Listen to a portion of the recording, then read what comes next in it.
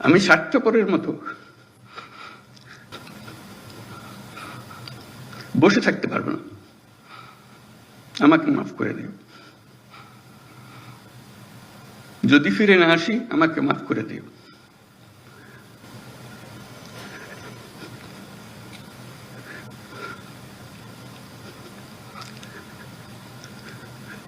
সে আনাজের বক্তব্য আমাদের কর্তব্য ঠিক করে দিয়ে গেছে।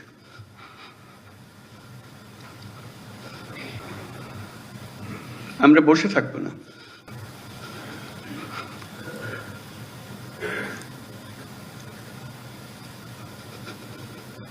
তার দায়িত্ব, সে যে দায়িত্ব আমাদেরকে দিয়ে গেছে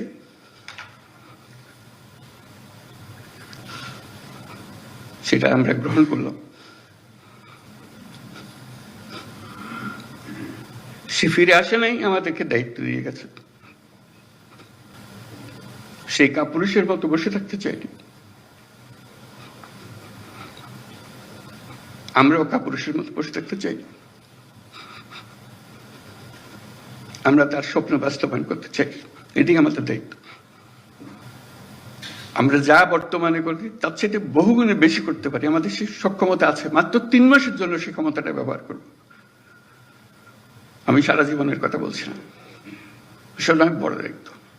এই 3 মাস আমার পক্ষে যত উচ্চ লেভেলে কাজ করা সম্ভব, যত নির্ভুলভাবে কাজ করা সম্ভব সেটা আমি করব। আনাজের যে স্বপ্ন, সে স্বপ্নে যদি কিছুটা আমাকে দিয়ে হয় আমি সেটা পালন করব।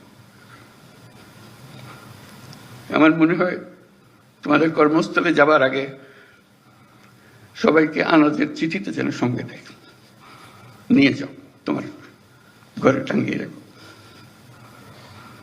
সেটাই নির্ধারণ করে দেবে আমাদের দায়িত্বটা কি। এই সময়টা এসছে, আমরা বলছি উৎসব মুখর হবে, ঐতিহাসিক হবে, সবকিছু এর মধ্যে এসে যাবে। এটা শুধু 5 বছরের নির্বাচন, সনাতন নির্বাচন তা না। এটার একটা বড় গুরুত্বপূর্ণ জিনিস হলো গণভোট। সেটা হলো বিল্ডিং কোড। এই বিল্ডিং কোডটা আমরা তৈরি করে দিয়ে যাব, যেটা 100 বর্ষ ধরে এই দেশকে, এই জাতিকে সামনে এগিয়ে নিয়ে যাবে। কাজে এই দায়িত্ব, এই ঐতিহাসিক দায়িত্ব যে পেয়েছ, এটার জন্য আল্লাহর কাছে শুকরগুজারি করো যে আমাদেরকে এই দায়িত্ব পালন করার সুযোগ দিয়েছে।